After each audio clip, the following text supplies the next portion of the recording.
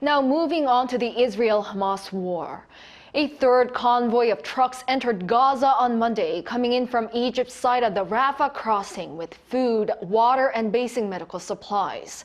International efforts continue to free hostages in Gaza and prevent a wider regional conflict. But Israel continues to intensify its airstrikes on Gaza ahead of what its spokesperson described as the next stage of the war. Shin Ha-young has the latest.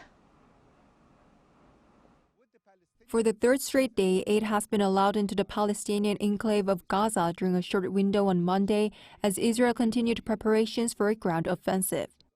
According to Reuters, a third convoy of 8 trucks entered the Rafah crossing from Egypt a day after another 17 trucks carried medical aid, food, and water into Gaza, following the 20 trucks of aid on Saturday.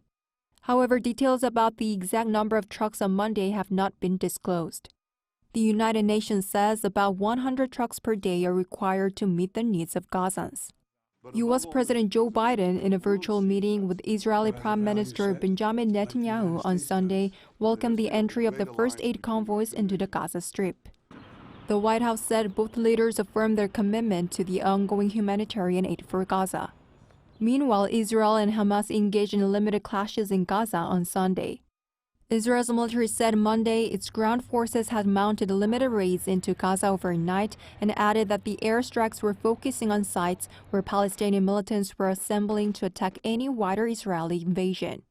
An Israeli soldier was killed by an anti-tank missile during a raid into Gaza City aimed at clearing the area and gathering intelligence about hostages held by Hamas.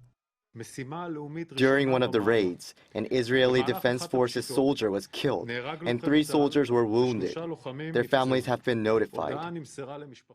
This came after the Israeli military announced that it would strengthen its airstrikes on Gaza ahead of what its spokesperson described as the next stage of the war.